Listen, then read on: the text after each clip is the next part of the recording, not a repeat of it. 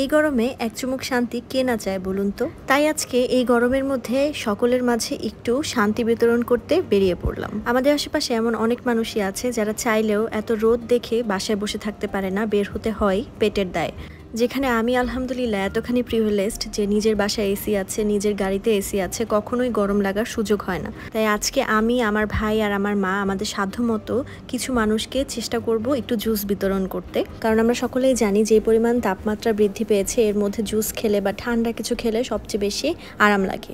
আর এটা কোনো দান কিংবা চ্যারিটির ভিডিও না, আমরা জাস্ট আমাদের সামর্থ্য অনুযায়ী চেষ্টা করেছি কিছু মানুষকে জুস বিতরণ করতে, যাতে তাদের কাজের ফাঁকে তাদের একটু শান্তি মিলে, তাদের একটু আরাম লাগে। আর প্রথমে চলে গেলাম একটা সুপার শপে। আমাদের কোনো ফিক্সড ব্র্যান্ড ছিল না, যেহেতু এটা কোনো স্পন্সর্ড ভিডিও না, সো আমরা আমাদের পছন্দ মতো জুস কিংবা বিভিন্ন ধরনের ড্রিঙ্কস নিয়ে চেষ্টা করেছিলাম বাংলাদেশি ব্র্যান্ডগুলোই আগে পিক করতে। তো তারপর চেষ্টা করলাম যে যেগুলোর ফ্লেভার একটু ভালো, যেমন যেগুলো ম্যাঙ্গো ফ্লেভার, লিচি ফ্লেভার, সেগুলো নিতে।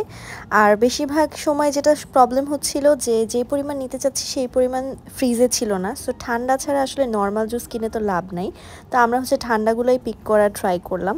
তো আয়মান আর আমি মিলে খুব ভালো মতো এগুলো পিক করছি। আর এটা কিন্তু শুধু আমার কন্ট্রিবিউশন না, এখানে আমার ছোট ভাই তার নিজের সালামির টাকা দিয়েও কিছুটা কন্ট্রিবিউট করছে, যেটা আসলে আমাদের জন্য অনেক বড় পাওয়া। তো তারপরে চলে গেলাম বিল করতে। প্রথমত আমাদের 100 পিসের মতো কেনার প্ল্যানিং ছিল, তো আমরা সেটাই করেছি। কেনা শেষে এগুলো নিয়ে আমরা এখন বেরিয়ে পড়বো, সুবিধাবঞ্চিত মানুষদেরকে দিব, তাছাড়া যারা গরমে কষ্ট করছেন সকলকে দেওয়ার চেষ্টা করব।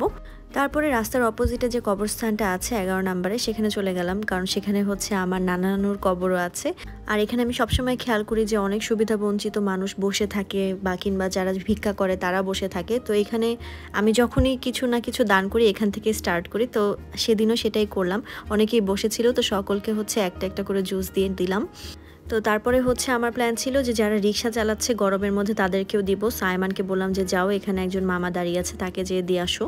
অ্যান্ড ভেরি লাকিলি আমরা দেওয়ার সাথে সাথে এখানে আসলে অনেকগুলো রিক্সাওয়ালা মামাই চলে আসছে। দেন এখানে অনেক ছোট ছোট পিচ্ছিরা ছিল, ওরা কাজ করতেছিল, সো ওদেরকেও দিলাম একটা একটা করে। সবাই খুবই খুশি মতো নিয়েছে এবং আমাদের জন্য অনেক অনেক দোয়া করেছে। আর সত্যি কথা বলতে এটা পাওয়ার পর তাদের মুখের হাসিটা দেখে কিন্তু অনেক বেশি ভালো লেগেছে। আর আমি পার্সোনালি কখনো কাউকে কিছু দিলে এটা ভিডিও করে শেয়ার করতে পছন্দ করি না, বিশেষ করে টাকা দিলে সেটা শেয়ার করতে পছন্দ করি না। বাট এটা যেহেতু একটা এমন ভিডিও ছিল যেটা দেখলে মানুষ সত্যি সত্যি ইন্সপায়ার্ড হবে, এই জন্যই আসলে ভিডিও করা।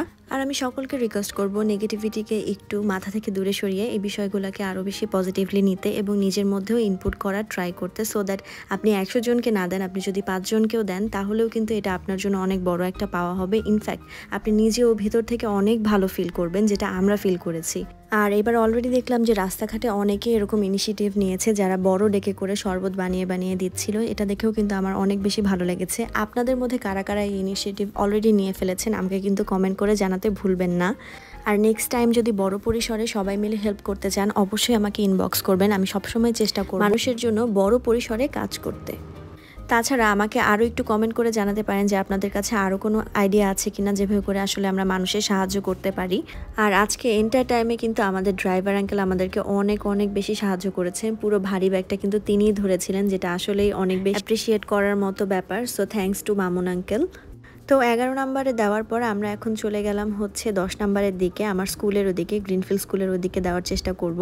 তো 10 নম্বরে যেও আমরা গাড়ি পার্ক করে দাঁড়াই, আর সেখানে লাকিলি অনেক মানুষই আমাদের রেসপন্স করে। দাঁড়ানোর সাথে সাথে অনেকে অনেক ইন্টারেস্টেড ছিল জুস নেওয়ার ব্যাপারে। ইনফ্যাক্ট অনেকে নিজে থেকে এসেও বলেছিল নেওয়ার জন্য। সো এটা আসলে আমাদের জন্য অনেক বড় পাওয়া। অনেকের ফ্যামিলি মেম্বার্সদের জন্যও নিয়ে গেছে, কারণ শুধু একা খেলে তো হয় না, বাসার সবাইকে মিলে খাওয়ার মধ্যে একটা অন্যরকম শান্তি আছে।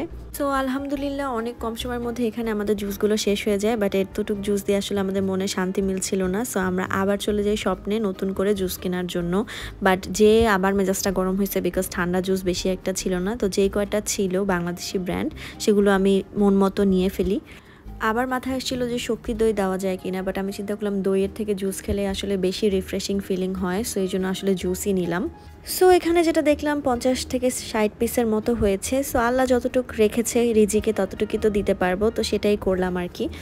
সো এবার আবার নতুন করে দেওয়ার জন্য বের হয়ে গেলাম। এবার একটু ডিফারেন্ট কিছু মানুষজনকেও দিয়েছি যারা বেসিক্যালি এখানে বসে ব্যবসা করতেছিলেন, কিছু সেল করতেছিলেন, তাদেরকেও দিলাম। কারণ গরমের মধ্যে এরকম বসে বসে সেল করাটা কিন্তু খুব বেশি difficult and tiring as well. তো সেটাই আমি চেষ্টা করলাম দেখে দেখে দেওয়ার জন্য, যে যাদের কষ্ট হচ্ছে তাদেরকে দেই।